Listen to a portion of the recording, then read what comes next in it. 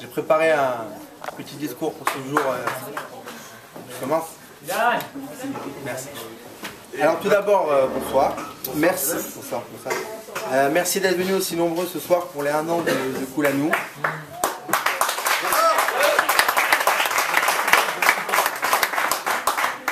Un an de rire, 1 an de joie. 1 an jour pour jour que Koulanou diffuse la Torah auprès des jeunes de la communauté juive lyonnaise.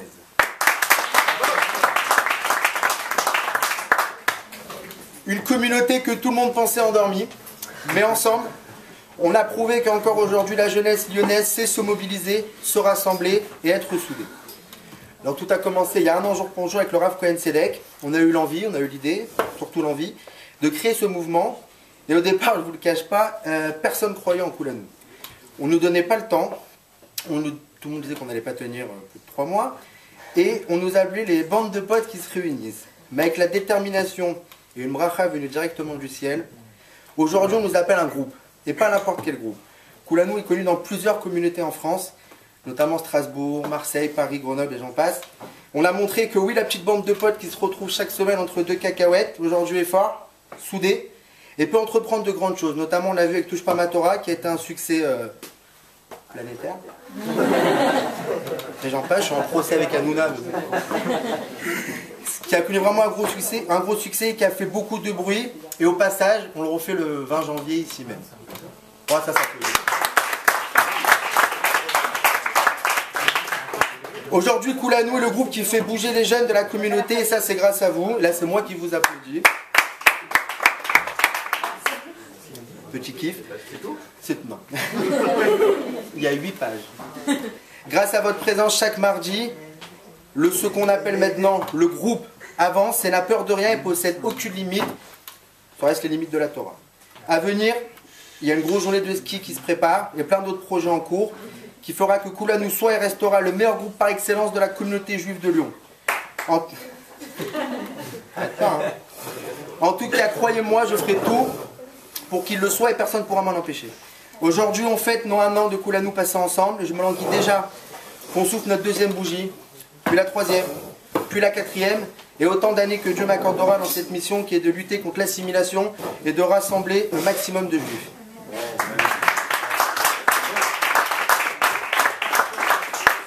Que grâce au mérite de tous ces cours, je vous souhaite à tous la santé, la tzlacha. Que vous soyez toujours dans la joie pour vous et vos familles. Qu'on n'entende que des bonnes nouvelles pour cette année si Dieu veut. Qu'Hachem protège Israël et nos soldats. Une refoua shelema à tous les malades du Ham Israël. Une refoua shelema également pour Edel, Levana, Bat Simcha, Yaakov, Ben Torzman. Et Amen. Je l'ai écrit. Avant, il y a un cours de Rabbi Raphaël Pinto qui va se faire chez les Ben Kimoun à Velilou. Avel, plus d'informations s'il te plaît, c'est dimanche à... C'est dimanche... Rebecca, aide-le. Ouais, Rebecca, vas-y. C'est ce dimanche à 19h, c'est ça? Dimanche 4 janvier à 19h30. À dimanche 4 janvier à 19h30. Il y a un événement sur Facebook et c'est Rabbi Raphaël Pinto qui donne un cours pour la jeunesse. Et pour la mémoire de ton arrière-grand-père. Pour la image de notre arrière-grand-père, Rabbi Yehuda Ben Dalan. D'accord. Donc vous êtes tous, enfin je me permets, vous êtes tous conviés chez les Ben Kimoun. Tous. Et je pense qu'ils diront pas non, je connais la famille. Exactement. Avant de donner la parole au Ravassa, c'est pas fini, 2 secondes. 2 secondes. Ça va, John? Avant de donner la parole au Rav Saraf, que je remercie d'être là pour cette date importante à mes yeux, je souhaiterais remercier Hachem d'avoir mis sur mon chemin, sur le chemin de Koulanou, Nathaniel Koskas, qui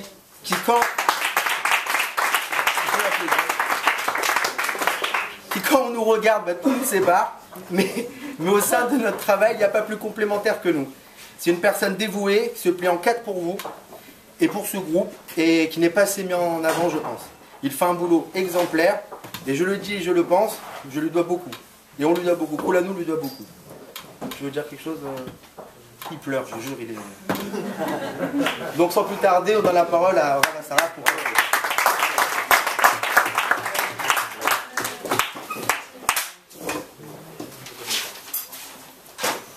bien, bonsoir à tous. En tout cas, un grand Mazal Tov, moi aussi j'aimerais dire à Koulanou.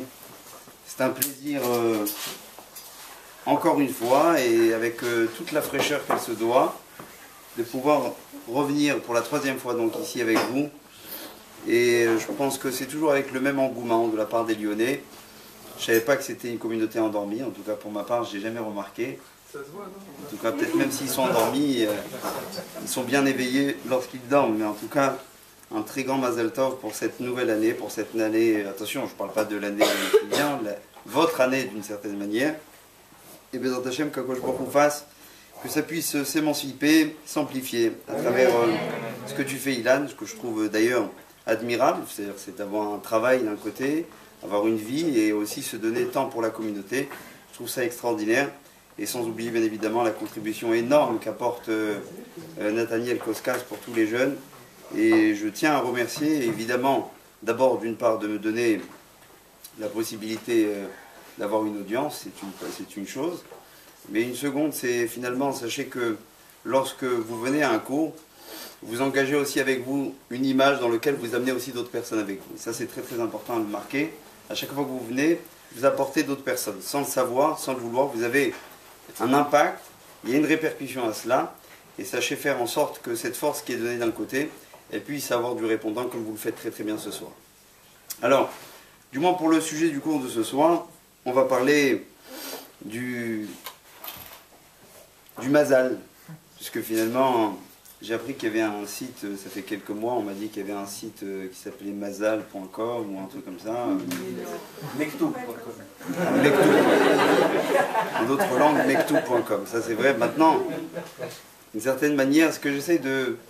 Et ce qu'on va essayer peut-être d'éclaircir, et c'est ce que Nathaniel m'a demandé de le faire avec beaucoup plus d'efficacité, d'une certaine manière que ça ne soit pas juste des paroles, mais qu'on puisse véritablement rendre beaucoup plus pragmatique cette idée-là en soi de ce que représente le Mazal en général. Et ça, je pense que c'est de tout à chacun que de devoir savoir dans quoi on s'annonce lorsque on vient parler du Mazal en général. Alors j'aimerais juste commencer par une toute petite anecdote. Cette anecdote, elle date de, ça fait même pas un an, moins que cela. J'ai un élève qui est parti voir un grand rabbin renommé sur la place de France en général, je ne veux pas dire où exactement. Et voilà qu'il est venu avec sa fiancée, tout content, tout fier, bien évidemment, de la présenter au Rav, et de demander la bracha au Rav pour cette nouvelle vie qui s'annonce pour lui. Le Rav lui dit Mazal Tov, et lui dit voilà, je te donne ma bracha. Aujourd'hui, malheureusement, il en vient à se séparer d'elle. Et donc il me pose cette question, il dit pourtant le Rav m'a donné une bracha, et m'a dit que c'était mon Mazal. Est-ce que ça fait d'autant de réponses, du moins pour dire à cette femme-là, qu'en fait elle n'était pas son Mazal, oui ou non? Tel est le sujet un petit peu du cours qu'on va essayer peut-être d'analyser. Et je pense que c'est une idée qui est trop dans notre bouche, mais pas assez dans notre tête. Et je pense que c'est d'une certaine manière peut-être cette analyse qui du moins n'est pas quelque chose de très très fin, mais qui est d'une importance notoire lorsqu'on se lance dans la rencontre finalement de l'autre pour s'annoncer à une nouvelle vie. Bémet, qu'est-ce que le Mazal? Qu'est-ce que veut dire même le Mazal? Est-ce qu'il y a une personne ici qui pourrait me traduire qu'est-ce que veut dire le Mazal? La chance. Est-ce qu'il y a une autre traduction que... Mazal Tov. C'est-à-dire quoi Mazal Tov? Quand on dit à quelqu'un Mazal Tov, qu'on sache le traduire déjà. Qu'est-ce que ça veut dire quand on dit à quelqu'un Mazal Tov? Non, c'est d'avoir une complémentarité. En France, on a l'habitude de dire le Mazal, c'est la chance d'une personne. Est-ce que la chance, véritablement, déjà, est un domaine sur lequel on peut appeler qui a été assis totalement d'après le judaïsme ou pas? C'est pas quelque chose d'aussi évident que cela. Le Mazal, dans le traité de Shabbat, on en parle longuement. Plus précisément, dans la page 156a, là-bas, on commence à parler pendant 3 pages de ce que le Mazal peut avoir comme répercussion. Le Mazal, si on devait le traduire de la façon la plus littérale qu'elle serait, ça serait tout simplement dire l'astre d'une personne. Évidemment, ça ne veut rien dire, et c'est là où le Talmud se lance dans une discussion à savoir est-ce qu'il y a un déterminisme astral pour chacune des personnes. Et voilà que le Talmud nous dit, attention, lorsque vous lisez les magazines People ou pas, en télé-loisirs ou Femmes Actuelles, vous avez toujours à la fin l'astrologie. Vous regardez rapidement quel est votre signe à vous, et là vous regardez un petit peu qu'est-ce qui se passe en amour, en travail. Et beaucoup de fois, vous allez vous apercevoir aussi qu'il n'y a pas des choses fausses, du moins les grandes lignes, il peut y avoir même quelque chose de vrai. Et c'est là où le traité de Shabbat se demande si véritablement, je peux te demander juste un petit verre d'eau, excusez-moi. Merci. Est-ce que véritablement il y a une répercussion, est-ce qu'il y a un déterminisme astral ou pas, sur chacun d'entre nous? Telle est la question que se demandent les Tanaïm contemporains de l'époque du Talmud, à savoir, est-ce qu'une personne qui est née lundi serait forcément différente d'une personne qui serait née mardi? Et ainsi de suite. Et c'est là où on s'aperçoit que le Talmud nous dit oui, effectivement. Celui qui naît le lundi sera plus riche, celui qui naît le mardi sera, on va dire, plus axé sur peut-être sa beauté physique, et ainsi de suite. Chaque jour va avoir une répercussion du monde. Merci beaucoup. Le mercredi, c'est quoi? Comment? Qui est né le mercredi? La beauté physique. Pas. Celui que mercredi, il a tout. Va au Khata, Adonai, Elohim, Amen. Alors, le Talmud établit d'une certaine manière, à savoir est-ce que véritablement le mazal existe. Et moi, ce que j'aimerais nous demander d'une certaine manière, c'est que si une personne doit se marier avec son mazal, donc forcément son mazal serait inaliénable. C'est impossible par la suite de pouvoir se détacher de cela. Et le problème de croire au mazal, il y a ce qu'on appelle ici finalement une idée qui est sous-jacente pour chacun et qui peut faire très très peur, c'est qu'à partir du moment où je pense que je me marie avec mon mazal, peut-être même que je n'ai plus véritablement d'efforts à faire pour pouvoir rester avec mon mazal, puisque d'une certaine manière, elle m'est destinée. Donc on rentre dans un enjeu qui est très très très très compliqué. Si le mazal existe-t-il véritablement, s'il y a ce qu'on appelle un déterminisme astral, tant sur le travail, la santé, que sur l'amour, alors à ce moment-là, une personne qui se marierait, peut-être qu'elle ne serait plus prête à faire d'efforts pour pouvoir faire en sorte que ce couple puisse persister, du moins dans la durée. Alors, sans suspense, mes chers amis, et je suis désolé de vous le lancer comme ça, pardonnez-moi du terme, quand bien même qu'on est dans une synagogue, mais c'est le mot le plus adapté. Le mazal, c'est de la grande connerie. Excusez-moi du terme, c'est le plus adapté. Et je vais vous dire pourquoi.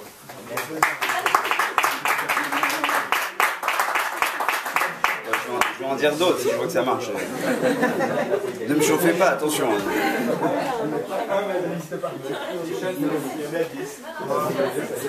Mais je préfère vous le dire de cette façon-là. Je vous le dis de cette façon pour un but ultime. C'est que malheureusement on a trop laissé, du moins cette notion, pouvoir s'installer de façon tout à fait fausse. Et c'est la raison pour laquelle j'aimerais véritablement qu'on en parle aujourd'hui. Cette chose-là, qui s'appelle l'astre, elle débute par une histoire dans le Talmud de Shabbat, dans lequel on raconte qu'un jour un rabbin, qui se prénommait Rabbi Ishmael, était assis à côté d'un astrologue. Un astrologue de très grande renommée de l'époque. Et voilà que, pas le petit chroniqueur de Fun Radio, mais un type qui véritablement savait lire un petit peu l'astrologie, et ce type-là, qui était à côté, il était assis à côté de Rabbi Ishmael et il voit donc une bande de personnes passer. Et il dit, vous voyez, monsieur le rabbin, la personne qui est là-bas, vous la voyez? Eh bien, cette personne-là, dans quelques minutes, elle va mourir. Et c'est alors que le rabbin lui dit, attention à ce que vous avancez, c'est pas si évident. Je vous raconte l'histoire telle qu'elle est racontée, littéralement. Et voilà que, quelques temps plus tard, quelques heures plus tard seulement, lorsque le groupe de personnes revient sur le chemin, toujours Rabbi Ishmael, dans ses grandes discussions avec l'astrologue, revoit la personne en question, qui était en parfaite santé. C'est alors que Rabbi Ishmael l'interpelle. et il lui dit cette fameuse phrase qu'un certain comédien juif de notre communauté disait. Il lui a dit de façon très persistante, il lui a dit « Vous êtes juif ?» Et il lui a répondu « Oui, pourquoi ?» Il a regardé l'astrologue et, bon, il n'a pas dit « on dirait pas », il a juste dit une chose comme cela. Il lui a dit « Vous voyez, pourquoi les astres n'ont pas marché tel que vous le pensez? C'est parce que d'une certaine manière, il est juif. Et qu'est-ce que ça fait qu'il est juif? Eh bien, Rabbi Shmuel lui dit, attendez, on va lui demander. C'est alors que Rabbi Shmuel s'approche du personnage et lui dit, pouvez-vous me raconter un petit peu votre journée? Alors l'homme se lance à raconter à Rabbi Shmuel un petit peu ce qu'il a fait. C'était un personnage qui avait une, on va dire, peut-être pour aujourd'hui, on traduirait de cette manière-là, une entreprise avec beaucoup d'employés. Et le Talmud, dans Shabbat, nous raconte comme quoi ils avaient l'habitude, lorsque à midi tous les employés s'asseyaient pour manger, eh bien chacun amenait son casse-croûte, mais la seule différence c'est que ce n'était pas individuel mais collectif. Chacun amenait un petit peu finalement ce qu'il avait ramené de la maison, ils mettaient tout sur une seule table, et voilà qu'ils mangeaient tous ensemble de cette façon-là. C'était une façon aussi de ne pas démarquer peut-être le pauvre du riche. Et chaque semaine, à tour de rôle, il y avait une personne qui était nommée pour aller chercher les casse-croûtes de chacun pour les mettre au milieu de la table. Et il dit, voilà, cette semaine, c'était moi qui en étais le nominé. Et c'est alors que, lorsque je vais voir chacun d'entre eux, chacun me sort son casse-croûte personnel. Et j'arrive chez l'un d'entre eux, et malheureusement, il me fait un signe de la tête comme quoi, aujourd'hui, il n'avait pas eu les moyens de pouvoir amener son propre casse-croûte. Alors ce que j'ai fait, de façon très naturelle, pour ne pas lui émettre peut-être une honte et lui occasionner une gêne, eh bien j'ai sorti une partie de mon casse-croûte à moi, que j'avais, et je l'ai mis dans le sac pour que tout le monde pense que lui aussi avait ramené. Il dit, voilà l'histoire. C'est alors que Rabbi Shmuel regarde l'astrologue, et lui cite cette fameuse phrase qui a été citée dans les Proverbes par le roi Salomon, « Utzedaka tatsil mimave ». C'est-à-dire, c'est alors que la charité, comme ça nous dit Shlomo Ameler, eh bien sauve de la mort. Qu'est-ce qui vient de se passer exactement dans cette histoire? D'une part, on a l'impression que l'astrologie, oui, existe, mais d'un autre côté, dans lequel le juif ne serait pas touché. C'est exactement cette chose-là que j'aimerais démarrer avec vous. Et pour ceux, avant de revenir à la conclusion de cette histoire, peut-être repasser par tout simplement les références, qui sont nos références, celles de la Genèse, qui commencent par l'histoire d'un homme dont tout le monde a entendu parler, qui était Avraham Avinu. Vous connaissez ce merveilleux couple avec la Sarah. Et voilà que ce couple extraordinaire décide, bien évidemment, de pouvoir donner naissance. Et c'est alors qu'il se confronte à une réalité les plus terribles qu'un couple ne pourra jamais connaître, malheureusement. C'est le fait de ne point pouvoir donner naissance. La stérilité de Sarah était sans équivoque.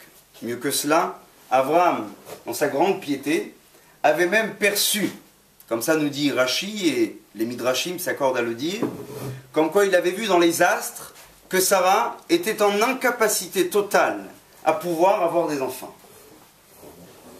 Et c'est alors qu'à ce moment-là va se passer une chose exceptionnelle.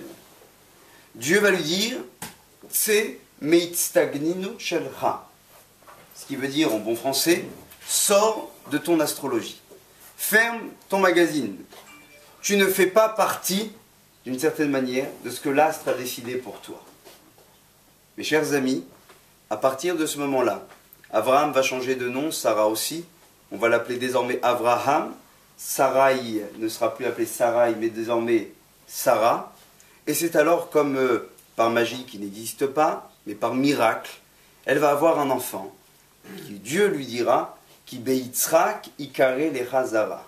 Dans Yitzhak, eh bien, sera dévoilée finalement toute ta descendance. Vous êtes tous aujourd'hui, nous sommes tous d'une certaine manière, les enfants d'Avraham Avinu.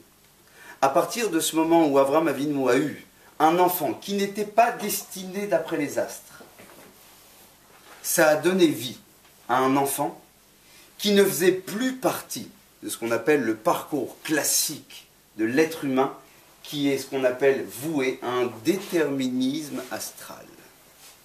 Vous entendez, mes chers amis? Vous savez pourquoi le peuple juif est banni, opprimé, et trop souvent, malheureusement, dans l'histoire même, supprimé? Il n'a jamais de terre, et même quand il la revendique, il n'arrive toujours pas à l'avoir. Ça fait 60 ans qu'on est maintenant résident sur une terre, mais il faut encore que les nations nous rappellent, vous pensez l'avoir, même après 6 guerres, elle n'est pas encore à vous. Quand on nous parle d'une capitale telle que Jérusalem, alors que l'histoire le prouve de façon plus qu'éclatante, que nous avons littéralement y habité, y adhéré totalement, le monde tout entier lui-même est prêt à l'accorder, on nous dira, non mes chers amis, vous n'êtes pas à Jérusalem, vous êtes en plein dans la Palestine, vous volez un terrain qui n'est pas à vous. Vous savez pourquoi? Parce que ça voudrait dire qu'une personne qui n'a pas véritablement d'astrologie, une personne qui n'a aucune répercussion des astres, pourrait avoir et posséder quelque chose, c'est impossible. C'est la raison pour laquelle nous n'avons ni pays, c'est la raison pour laquelle les nations nous en veulent, qu'on le veuille ou non. Pas plus tard que ça fait 2 semaines maintenant, on était en train de reconnaître comme quoi, effectivement, l'État de la Palestine se devait d'être reconnu. 1 semaine plus tard, il faut reconnaître que ceux qui font des attentats terroristes ne sont pas véritablement et ne font pas partie de la liste terroriste mondiale. Ça veut dire quoi, mes chers amis?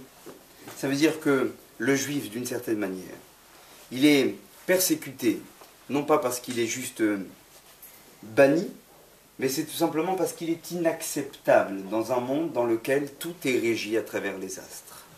C'est la raison pour laquelle nombre de commentateurs s'accordent à dire la même chose à chaque fois. Le juif, c'est un succès quand il est là. Et d'ailleurs, il le fait voir. Et il l'a fait voir à chaque fois.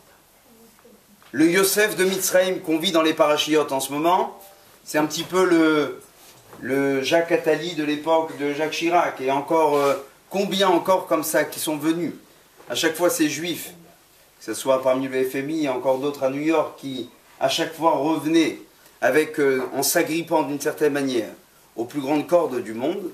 D'une certaine manière, c'était pour toujours nous rappeler que le juif en soi n'est pas soumis à une répercussion de l'astre en général. Et je vais vous expliquer de façon très nette. Lorsqu'on dit que, et c'est ce que la Gemara, dans le traité de Shabbat que je vous disais tout à l'heure, va finir par conclure. Elle va dire « En mazal les Israël ». S'il y a bien une phrase et 3 mots dont on devrait retenir ce soir, c'est « En mazal les Israël ». Il y a une personne qui peut traduire cette phrase? En mazal les Israël. Pas de hasard. Ça veut dire quoi? C'est pas que Israël n'a pas de mazal, pas du tout. C'est qu'il n'est pas soumis d'une certaine manière à un mazal. Vous savez pourquoi, mes chers amis? Eh bien, tout simplement parce que vos actions peuvent interférer à partir du moment où vous n'êtes plus soumis à un astre, vous n'êtes seulement et uniquement le fruit de vos actions. On compare aussi cette phrase au hasard. Hein. Comment? Quand on vient de Madal d'Israël, quand on dit qu'il n'y a pas de hasard. Non, pas du tout. Alors, Pas du tout. entendu comme ça. Quand on dit le hasard, d'une certaine manière, ce qu'il faut savoir, c'est que le hasard, comme disaient d'autres penseurs, c'est la façon à Dieu pour se manifester. C'est ça le hasard. Maintenant, ce que nous on appelle dans la Gemara de Shabbat le mazal, okay, qui est loin d'être un hasard, c'est peut-être d'ailleurs le proverbe qui dit que le hasard fait bien les choses, et bien d'une certaine manière, c'est de cette façon-là que nos sages expliquent qu'il y a pour chacun une possibilité d'être à chaque fois différent. Tout simplement pourquoi? Dit la Gemara parce que ou tshuva, ou tfila, ou tzedaka, ma viri netro akzera. En clair, il n'y a aucune personne qui porte avec lui la shkumun, comme il n'y a eu aucune personne qui porte avec lui véritablement, permettez-moi de le dire comme cela, la bracha. Vous savez pourquoi? Parce que bracha, comme le mot kelala, malédiction ou bénédiction, en fait ce n'est plus de la bénédiction ou de la malédiction, on nous parle tout simplement d'émancipation d'un flux ou pas. Shlomo Amelech disait En chadash tachat hashemesh. Ce qui veut dire il n'y a rien de nouveau sous le soleil. C'est-à-dire que tout ce qui est en dessous du soleil est régi par les astres. Continue Shlomo en disant Aval lemala me hashemesh yesh chadash. Au-dessus du soleil, il y a effectivement du nouveau. Où est le peuple d'Israël à ce niveau-là? Il est au-dessus du soleil. Non pas, attention, à se croire au-dessus, mais tout simplement à savoir que la répercussion de son statut à Israël ne vient seulement et uniquement parce qu'il sera au-dessus des astres. En clair, nous ne sommes seulement régis et nous ne gérons seulement et uniquement ce que nos actes nous permettent d'être. Oui? Vous dites que la bracha et la malédiction, ça n'existe pas. Non, j'ai pas dit ça. J'ai dit, il faut plus traduire la bracha et klala par bénédiction, malédiction, mais tout simplement bracha, c'est l'émancipation d'un flux. Klala, c'est kal, c'est-à-dire qu'on rend ce flux-là beaucoup plus serré, beaucoup plus étroit, et parfois totalement même inexistant. Ok. Alors j'ai compris. Sinon j'allais dire que pourquoi voler la bracha de l'Israël et pourquoi on a dit que Bilam aurait pu nous dire. Non, mais toi, t'as un autre niveau, là. Changer de poste. Oui, non, je sais, mais... Là, d'une certaine manière, il y a d'autres choses dans lesquelles il faudrait comprendre. Même quand on dit que la descendance passe par Yitzhak, il y a dedans aussi, normalement, Esav, il y a normalement aussi Ishmaël. Alors, on nous dit qu'il Yitzhak, dans Yitzhak, c'est bien une descendance, une lignée en particulier, qui, elle, ne sera pas soumise à un mazal. Mes chers amis, pardonnez-moi de vous l'apprendre ce soir. Tous les garçons sont faits pour se marier avec toutes les filles. Et toutes les filles sont faits aussi pour se marier avec n'importe quel garçon. Arrêtez de poser cette question.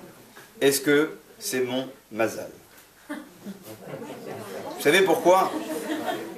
Parce que même le jour où vous l'aurez trouvé, le mazal, d'une certaine manière.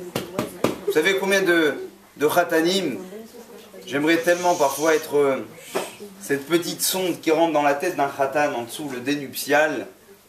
On voit toujours la fille sourire. Et le garçon un peu moins. Je sais pas pourquoi, moi j'ai... Attention. Et le garçon, il se demande véritablement, mais est-ce que c'est mon mazal? Vous voyez, la répercussion que peut avoir cette question, elle est au-delà juste d'une idée. Elle est ce qu'on appelle malheureusement parfois faire fausse route sur toute la répercussion même d'une bonne entente cordiale d'un foyer juif. Et c'est ce que j'aimerais juste vous dire comme cela. N'oubliez jamais que nous ne sommes seulement et uniquement ce que nos actes nous amènent. Il y avait d'ailleurs un film, bon je ne vais pas citer maintenant forcément les acteurs de ce film-là, je ne me rappellerai même pas exactement, mais comme quoi il disait effectivement nous sommes maîtres de nos actes. Si une personne a décidé d'établir une bracha, c'est la personne qui pourra s'amener la bracha. Il n'y a aucune excusez-moi de dire comme cela, aucune fatalité. La fatalité n'existe pas dans le peuple juif. Excusez-moi de le dire, des paroles peut-être un peu funestes. Tout à l'heure, lorsque j'étais à Marseille, avant d'arriver à Lyon, j'ai dû malheureusement dans mon travail, dans mon exercice, faire un enterrement d'une personne qui était fort âgée. Et le fils de cette personne m'a raconté une histoire qui me fait penser un petit peu à ce que je suis en train de vous dire maintenant. Ce monsieur qui est décédé, qui était âgé de plus de 99 ans, est passé par la Seconde Guerre mondiale. Il habitait dans un village qui était à côté de Marseille, qui s'appelait exactement Tretz. Je ne sais pas si vous connaissez, ça vous dit quelque chose, je ne crois pas. Mais d'une certaine manière, son fils me racontait tout à l'heure, et me disait comment son père est arrivé là-bas. Il me disait comme quoi, à l'époque de la Seconde Guerre mondiale, lorsque les nazis sont arrivés à Marseille, et qu'il y avait de la délation de partout pour aller chercher chaque juif dans chacune de ces maisons, il me racontait comme quoi, eh bien, donc les parents de son père à lui, qui maintenant bien évidemment était décédé dans la Shoah, combien ils avaient fait d'efforts pour aller les chercher. Jusqu'où exactement? À Tretz. Ils étaient partis, cette famille-là, dans un village lointain, dans une ferme totalement inhabitée. Il m'a raconté tout à l'heure cette chose-là, ça m'a fait plus que froid, puisque d'une certaine manière, c'est terrible de l'entendre dire de cette façon-là. Mais ici, vous saviez l'investissement des gendarmes français à l'époque pour venir nous chercher. Ils étaient exactement 3 camions de gendarmes. Pour chercher qui, il a dit, puisqu'ils avaient déjà attrapé son père, sa mère et ce monsieur qui est décédé tout à l'heure. C'était juste pour leur petite sœur qui était âgée de 7 ans. 3 camions de gendarmes de l'époque pour pouvoir aller les chercher. On se demande parfois, mais pourquoi tellement de haine? Pourquoi une telle volonté de vouloir exterminer l'autre? C'est là où nos commentateurs nous répondent à cette question en disant comme cela. Le juif n'est pas voulu par le monde tout simplement pourquoi? Parce que depuis le départ, sa présence n'était pas constituellement, on va dire, devrait être, comme chacun devrait être accepté, il n'a pas d'astre, il n'existe pas véritablement. C'est la raison pour laquelle nous dit la Gemara, le juif en mazal le Israël. La seule chose qui fait qu'un jour on pourra véritablement revendiquer un drapeau d'Israël haut et fort à Lyon, à Marseille, à Paris, avec beaucoup de fierté, ce n'est seulement uniquement lorsqu'on aura compris que ça ne dépend pas d'une armée, ça ne dépend pas d'un politicien, mais ça dépend, toutes ces choses-là que je viens de vous dire, des actes véritablement qui sont faits, des actes de bonté, des actes de charité, des actes de prière, des actes de repentir par chacun, pour pouvoir nous amener véritablement à pouvoir jauger et juger le peuple juif, et de lui donner ce qu'on appelle cette existence, qui malheureusement est tellement rognée par le monde. Il y a une image dont un rave avait l'habitude de me dire, et j'aimerais vous la citer ce soir, en ce qui concerne véritablement le libre arbitre. C'est quoi le libre arbitre? D'une certaine manière, est-ce que j'ai le choix de me marier avec la personne dont j'ai envie, oui ou non? Et ce rave me disait, prends toujours l'exemple du GPS. Qu'est-ce que c'est le GPS? Il dit, aujourd'hui les GPS, ils ont fait un système qui est sensationnel, c'est que lorsque je sors de chez moi, pour aller d'un point A à un point B, eh bien on nous dit que ce point A, pour arriver au point B, on nous calcule exactement combien de temps ça va nous prendre, là où les péages vont exactement s'arrêter, et ainsi de suite. Il y a un calcul itinéraire qui nous dit, qui détermine véritablement quel est ton chemin à prendre. Je vous pose une question. Qu'est-ce qui se passe si toutefois, au lieu de prendre la route qui était normalement tout droit, j'ai pas tourné au bon moment, j'ai tourné à un moment donné où il ne fallait pas. À ce moment-là, il vous dit 2 secondes, enfin il ne dit pas comme ça, il se passe qu'il y a un recalcul de l'itinéraire. Qu'est-ce que ça veut dire? Ça veut dire que, comme le dit très bien dans le traité de Sota, chacune des personnes, lorsqu'il est conçu, au 40e jour de sa naissance, de sa conception, pardon, il y a ce qu'on appelle un malach qui arrive chez Dieu et qui note et qui dit alors, cet homme-là, on en fait quoi? Un grand, un petit, un moche, un beau, un Lyonnais, un Marseillais. On en fait quoi finalement? Et Dieu lui donne. Il sera intelligent, il sera bête, il sera riche, il sera pauvre. Il y a un déterminisme sur chacune des personnes qui va naître à ce moment-là. Et vous savez ce qu'on dit aussi? Quelque chose qui est exactement le contraire de ce que je viens de vous apprendre. Qui sera son âme sœur? Et on dit, telle et telle âme devrait être sa femme. Dit-le donc le traité de Sota, il y a oui un mazal qui nous est prédestiné. Donc qu'est-ce que cela veut dire? Nos sages nous apprennent comme cela. Ça, la feuille de route qui a été donnée aux 40 jours de la conception d'une personne, sont en soi l'itinéraire de base qui a été donné au départ. Seulement, qu'est-ce qui se passe? Là, on te dit, voilà, quand tu arrives à 20 ans, intègre que tu n'as jamais tourné la route, tu as pris exactement les ruelles, les impasses, la démarche qui t'était déterminée depuis le départ, alors là, effectivement, on t'amène sur la route pour pouvoir avoir l'autre personne qui est aussi ton âme sœur. Dit la Gemara, mais aujourd'hui, ça n'existe plus. Ça, c'est du domaine d'Abraham, Yitzhak et Yaakov. Aujourd'hui, une personne, malheureusement, déjà même avant 20 ans, il bifurque. On passe samedi soir par la discothèque, et peut-être après la discothèque, on va boire un verre chez... Il faut la ramener, la pauvre, elle va pas... Mais là, le GPS, il devient fou, les gars. Il dit, mais attends, 2 secondes, laisse-moi calculer. Il y a des fois où il y a des GPS qui, parfois, ils n'arrivent plus à calculer, tellement que le gars, il change d'itinéraire. Alors, à un moment, le gars, il vous dit, je suis perdu. Mais Baba, c'est un peu normal. Le GPS, laisse-le se reposer.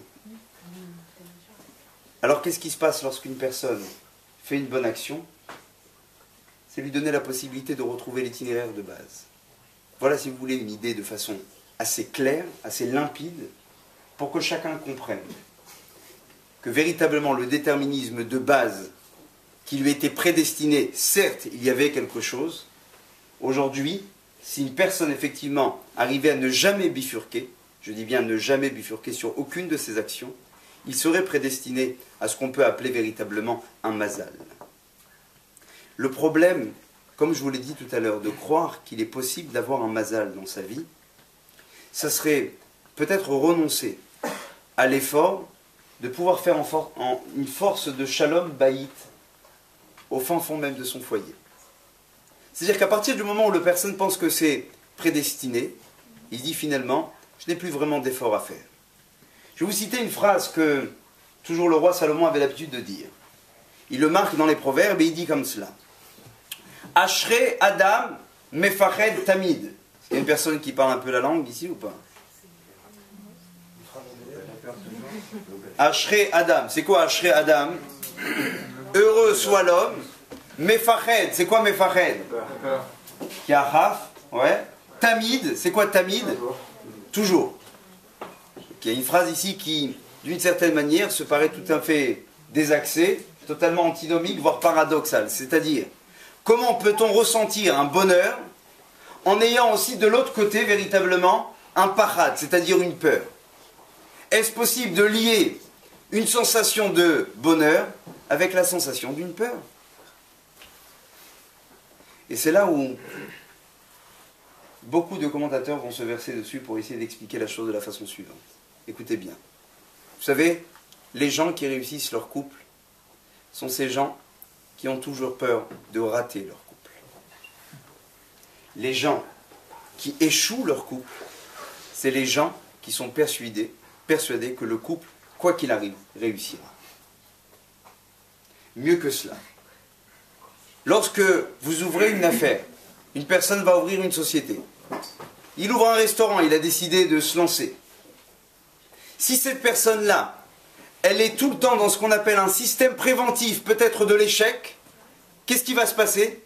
La personne va se démener pour pouvoir faire en sorte qu'il n'y ait qu'une chose qui puisse subsister, c'est la réussite. Dès lors qu'une personne va s'asseoir en pensant qu'effectivement la réussite est lancée, c'est là où malheureusement, la chose lui échappe totalement. Vous savez, les couples qui foirent, excusez-moi de le dire de cette façon, les couples qui partent en bibrine totalement, c'est le couple dont le gars pense, de toute façon c'est ma femme, et elle a dit de toute façon on est mariés, donc ça va, je peux lui dire va chez ta mère. Après tout, elle va pas se barrer parce que je lui ai mis quand même une droite, quoi. Ça va. C'est qu'une droite. D'accord? D'une certaine manière, qu'est-ce qui se passe? C'est-à-dire que la personne, elle s'installe dans un système où elle est persuadée que finalement son couple, il est plus dur que ça, on ne peut pas. Et voilà bizarrement qu'un jour il apprend qu'en quoi son épouse, ok, eh bien, son épouse, si chère et si tendre à ses yeux, enfin si tendre, en tout cas sous sa main, eh bien d'une certaine manière, a compris qu'aujourd'hui, bizarrement, elle faisait un petit sourire un peu plus intime cette fois-ci au voisin. Je dis, qu'est-ce qui se passe? Non, c'est pas possible. Vous voyez, c'est des choses qui font peur, mais malheureusement c'est des choses qui sont réelles. Et quand elles arrivent, on ne peut même pas dire que l'un est plus fautif que l'autre. Où ça a démarré tout ça? Dans le fait que la personne n'était plus dans ce qu'on appelle finalement ce système préventif. Il n'était plus dans la crainte de la perte de ce qu'il possède. Automatiquement, effectivement, qu'est-ce qui s'est passé? Il a fini par tout perdre. Vous voulez posséder une chose, soyez toujours dans la crainte de pouvoir la perdre. Vous voulez la perdre, soyez juste convaincu que vous la possédez. C'est exactement ce que le roi Salomon est en train de nous dire. Si une personne part chaque jour en se disant « mais peut-être que j'ai pas fait assez, peut-être que je ne me suis pas assez donné pour faire en sorte de retrouver ce qu'on appelle un véritable shalom », c'est pas une personne qui va penser à dire bonjour, au revoir, merci, même les mots les plus simples de la vie. D'une certaine manière, c'est une personne qui finira par perdre les choses qu'il pensait véritablement pouvoir posséder. Et c'est là où Dieu le dépossède en un instant.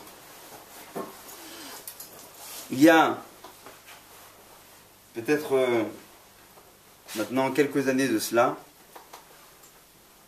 il y avait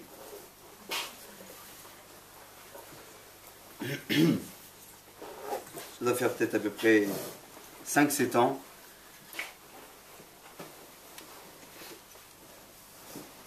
une personne m'a dit exactement la phrase que Shlomo Amelech a dit, il a dit de lui-même. Il est arrivé devant le Dayan, le jour où il devait recevoir le guet. Il a dit, je crois que mon erreur, elle a été que je n'ai jamais pensé que ma femme pouvait m'échapper un jour. Et c'est à ce moment-là où il a réussi à reconquérir son épouse. C'est qu'il avait compris tout simplement que parfois, les choses les plus importantes de sa vie tenaient parfois justement à un grand du quotidien. Hollywood nous fait croire que le grand de la vie, c'est celui qui a eu un courage héroïque lors de la guerre, alors que finalement les grandes phases de la vie sont finalement le plus petit des quotidiens. C'est parfois les mots les plus simples, les plus évidents, dont on n'aurait pas pensé que ça aurait pu faire plaisir, alors que finalement c'était juste qu'un bout de salive. Finalement c'est ça qui a marché, et c'est ça qui a redonné véritablement une chaleur et une estimation, avec de la véritable valeur dans tout cela.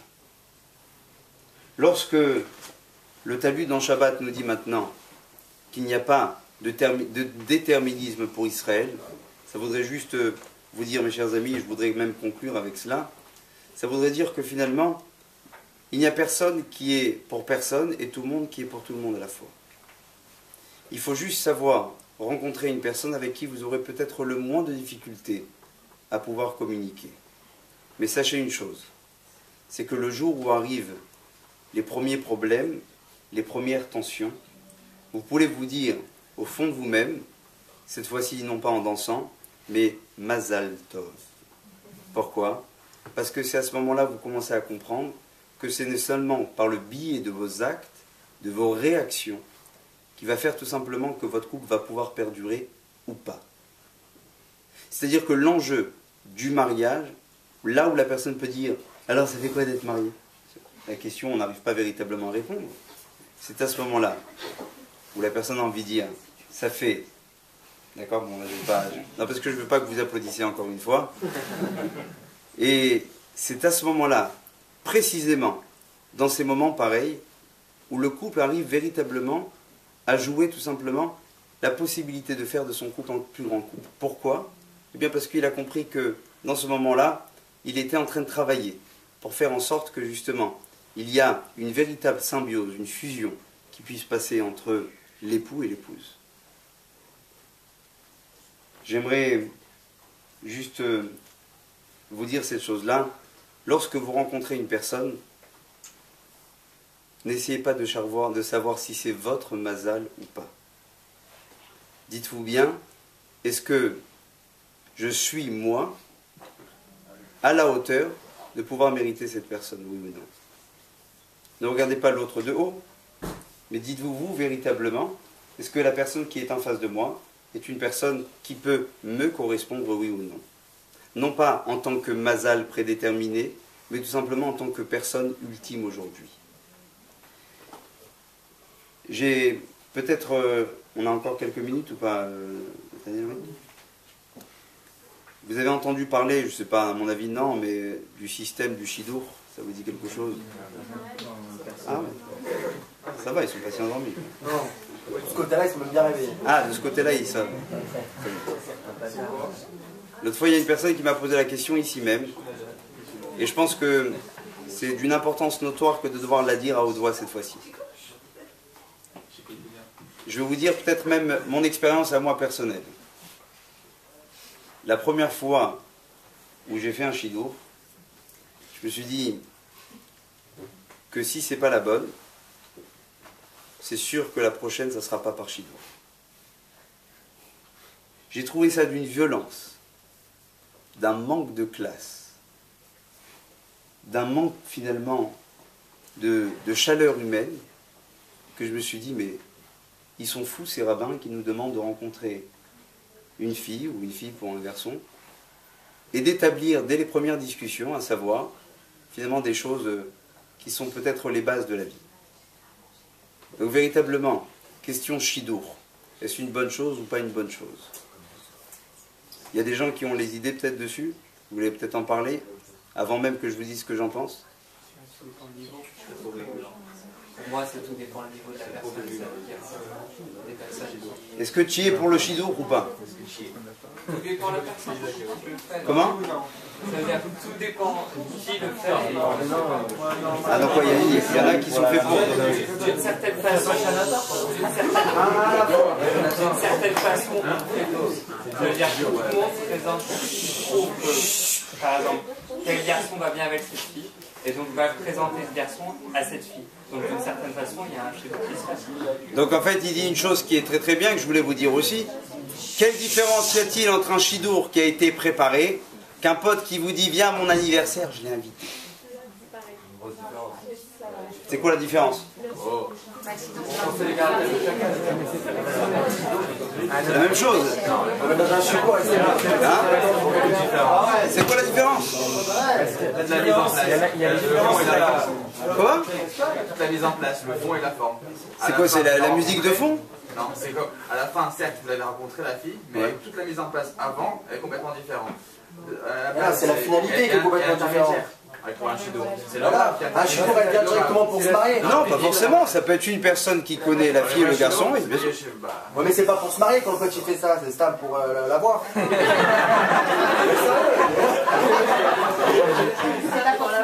Mais c'est vrai, un Shidour, quand tu parles avec la fille au Shidour, j'en ai jamais fait un. Mais il parle directement de mariage. Donc ça passe dans toutes les étapes. Ben, tu rencontres une meuf n'importe comment, tu parles avec son mariage. Attendez, excusez-moi. Ah oui, que ça repart. À la base, un Shidour, ça représente des filles qui correspondent déjà à des critères et vice versa. C'est-à-dire que les filles attendent un garçon qui est. On écoute quand quelqu'un il parle, surtout quand c'est jeune maintenant. Qui fait ça. Un garçon pareil. Mais moi je te dis, attends, regarde, voilà, mais quoi, t'as pas des potes qui un jour t'ont dit, enfin je sais pas, je connais pas ton statut aujourd'hui.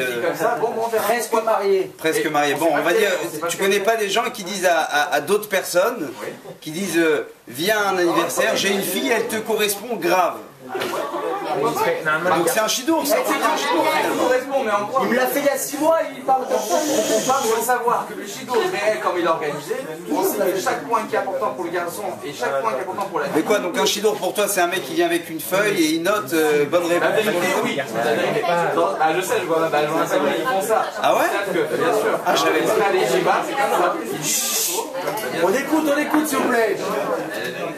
Bon, alors vas-y, la vérité, moi je vais dire la vérité. En vrai, Shidour, Bon, la vérité entre nous, hein, on se le dit pas, mais c'est entre nous. Hein. Ouais. Alors, voilà, Nathaniel est témoin, on était dans des yeshivot, on a connu tous nos amis qui se sont mariés, et nous-mêmes par Shidour, ok? On n'a jamais pensé à amener ne serait-ce qu'un stylo et une feuille. forcément, lui, c'est caricatural. Ah, c'est caricatural. Ah, alors dis-moi. Alors c'est quoi le second degré de la feuille et du stylo pour toi? Le second degré de la feuille et du stylo, c'est qu'on a des attentes qui sont prédéterminées et déjà inscrites. On sait ce qu'on attend comme la personne. Que dans un Shidour qu'on pouvait faire en dire bien, elle est bien cette fille, on va apprendre à la connaître et pourquoi pas essayer de voir si ça colle, etc. Que déjà, on sait avant de présenter que cette aiguille elle est bien ou qu'elle correspond plus ou moins déjà. Non, mais il y a des chidours, pour moi c'est la même chose. Le mec il se renseigne sur la meuf avant de venir au chidour. Comment? Le mec se renseigne sur la meuf avant de venir au chidour. Mais là aussi, avant de venir à l'anniversaire, il se renseigne qui c'est. Oui, mais le chidour à la meuf pour les religions, pour les gens qui sont comme ça. Ah, il y a un truc qui est très très franc, C'est la logique. qui est très courageux parce que... Bah oui. S'il vous plaît, qu'il y en a un qui parle, on écoute, ça va partir dans tous les sens là. Allô? Il y en a un qui dit que le chidour c'est pour les religieux. Non, c'est parce que les filles et les garçons ils se fréquentent pas. Rappelez-le, il est là. Mais de toute façon, les religieux voulaient qu'ils les fréquentent tous les femmes, sinon c'était pas dans un milieu religieux. Elles sortent pas. Donc ça revient à l'anniversaire des religieux, quoi, c'est ça? Ah voilà. Mais non, Mais dans n'importe quel endroit, il y a filles-garçons, il y a une mairie de ça, ils sont éloignés. voilà. Donc l'anniversaire, c'est pour les religieux, c'est un chidour. Et pour les non-religieux, c'est un anniversaire. Voilà. Donc ça revient au même. Allô, s'il vous plaît. De foie?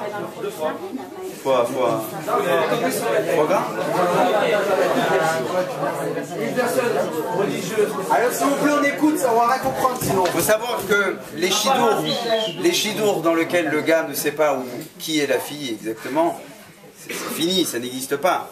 Vous ne connaissez pas l'histoire du gars qui arrive, qui voit une fille arriver, et quand il voit la fille de loin, il devine que c'est elle.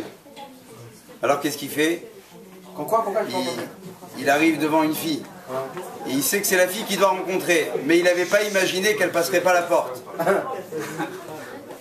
Alors en fait, quand elle arrive, elle est un petit peu plus grosse que ce qu'on lui avait déjà dit. Alors le gars, il enlève vite sa cravate, et il fait soi-disant le gars très essoufflé, il a dit: je voulais te dire, au fait, mon frère m'a prévenu de te dire qu'il ne pouvait pas venir ce soir-là. Bon, la fille pas bête, elle lui a répondu: moi je voulais te dire aussi de ma sœur, comme quoi. Donc c'est fini tout ça, ça n'existe plus.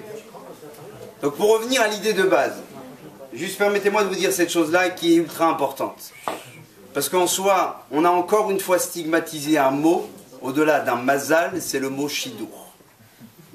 Et c'est là où j'aimerais peut-être qu'on essaie de remettre un petit peu les choses en place, puisqu'on est dans le pragmatisme du plus pur, et c'est vraiment très très important de le savoir. On peut faire d'un chidour un anniversaire, comme on peut faire d'un anniversaire un chidour aussi. Quand je vous ai raconté mon expérience personnelle, et que je vous ai dit c'était d'un froid et d'un plaquage terrible, je vous ai pas dit la suite. C'est que je me suis marié avec elle.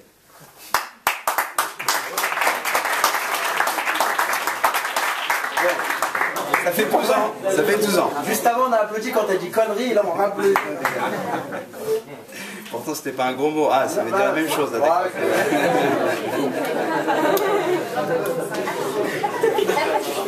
alors écoutez, je vais vous dire juste, on pourrait beaucoup parler dessus. Mais ce que j'aimerais vous dire, c'est essentiellement une chose. Pour vous expliquer le mot avec toute sa justesse et tout le sens que ça peut comporter. Il y avait un Rav qui s'appelle toujours d'ailleurs Rav Simcha Cohen, et qui raconte cette histoire d'une fille qui lui manquait beaucoup de confiance. Une fille qui, malheureusement, n'avait pas... Je parle d'un cas, attention, je sais que les filles ont beaucoup de confiance en elles. Elles se regardent très peu dans la glace et elles n'ont pas besoin de ça. Mais bon, bref, en tout cas, il raconte l'histoire d'une fille qui manquait énormément de confiance en elle. Et voilà que elle était sans cesse, malheureusement, cassée, parfois par son père, parfois par sa mère, à travers des remarques désobligeantes. D'accord? Et voilà que cette fille, un jour, arrive à un anniversaire.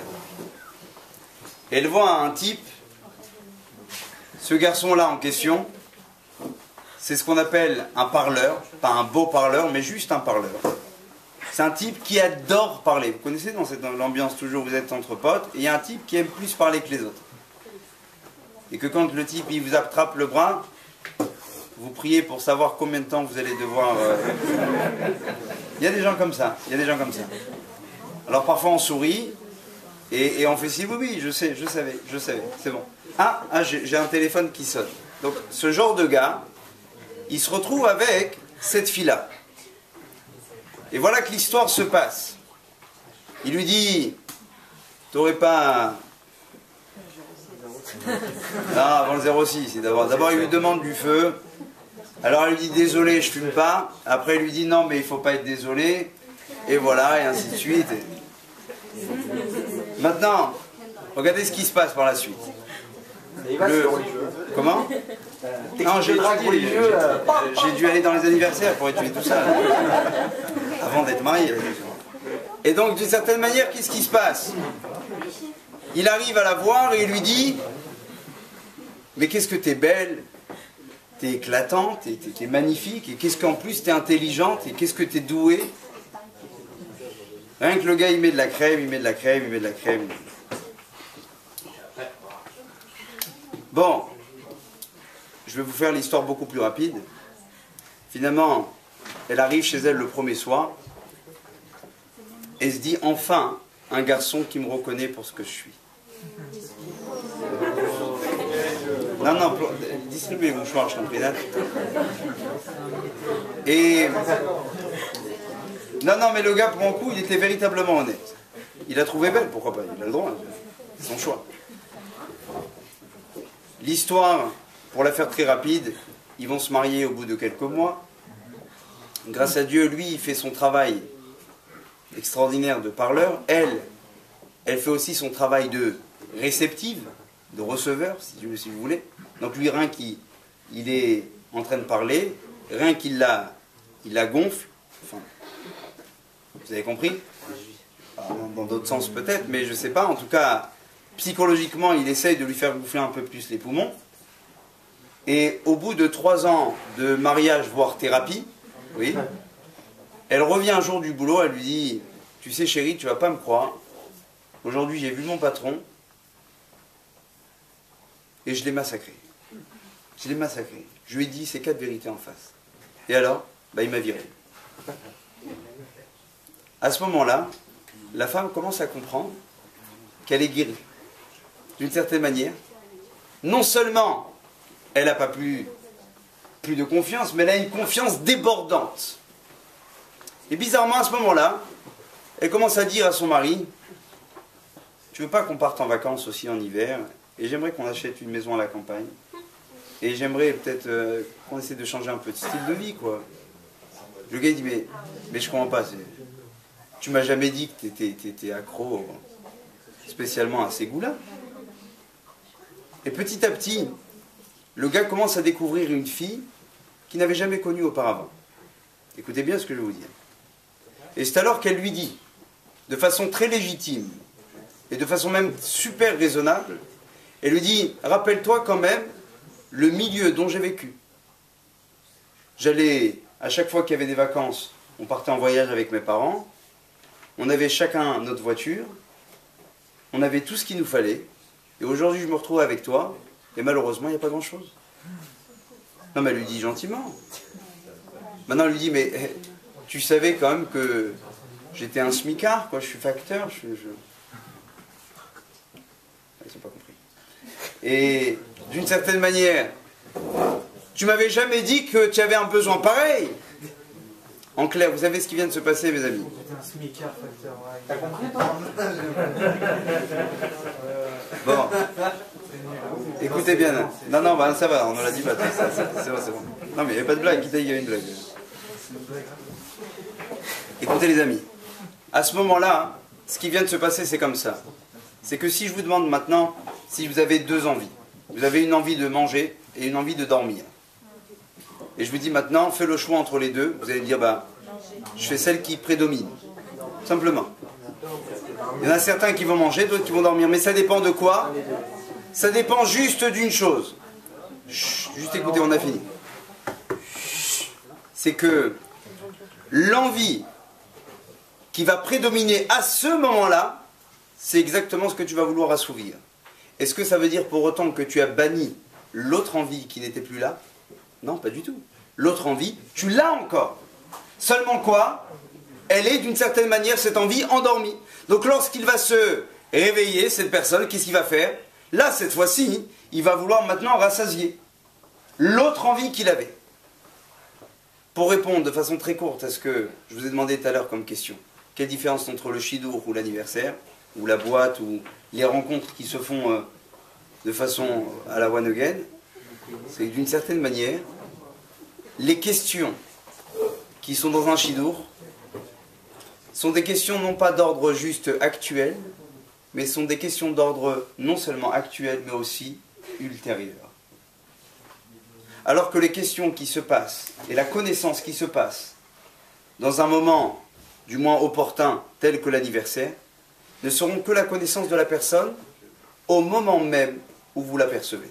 Sans compter que dans tout ça, on a fait effectivement un plan drague, un plan charme, dans lequel on a bien évidemment caché les véritables atouts de chacun, et pas les atouts seulement uniquement extérieurs. Ça, je ne parle même pas de ça. Je parle essentiellement du fait que dans un Shidur, on essaie d'établir non pas qui tu es aujourd'hui, mais qui tu seras aussi demain. Et c'est là toute la différence entre effectivement la violence même d'un Shidur, okay, que le contexte et l'ambiance, si vous voulez, d'un anniversaire. C'est que la connaissance ne s'arrête qu'à ce moment-là. Malheureusement, si on n'a pas pensé aux autres besoins de la personne, on se retrouvera juste confronté quelques mois, voire quelques années, voire quelques dizaines d'années plus tard, à des problèmes dont nous n'avions jamais même envisagé. Tout simplement pourquoi? Parce que au moment où je t'ai rencontré, on n'a pas eu besoin de parler de ça. On était tellement amoureux et on s'aperçoit aujourd'hui qu'on est tellement différents. C'est tout simplement pourquoi? Parce que le besoin de mon âge de 20 ans est passé aujourd'hui à un âge de besoin de 30 ans. Et ce n'est plus du tout le même. C'est la raison pour laquelle je nous souhaite à tous d'avoir cette possibilité, cette capacité, de pouvoir non pas faire l'impasse sur les sentiments. Attention, tout ce que je viens de vous dire n'a rien à voir avec le fait de devoir faire forcément l'impasse sur les sentiments, pas du tout. Ayez les sentiments, ok? Aimez-vous, et aimez-vous les uns les autres, s'il le faut. Mais attention, doucement quand même, on se fait la bise gentiment. On le fera juste après, alors on passera un à un, ok? J'accepte pas les filles que les garçons. Et ce qui se passera par la suite, c'est que lorsque vous aurez compris qu'un amour ne dépend pas juste seulement et uniquement à l'assouvissement d'un moment, mais l'assouvissement tout simplement d'une vie, on aura compris que la personne qui est en face de nous, ça prendra toute une vie pour pouvoir l'appeler « j'ai pu me marier véritablement avec mon mazal ». Pourquoi? Parce qu'il n'était pas mon mazal, mais il l'est devenu parce que je l'ai fabriqué à travers mes efforts et mes actes du quotidien. Chazak ou Baruch.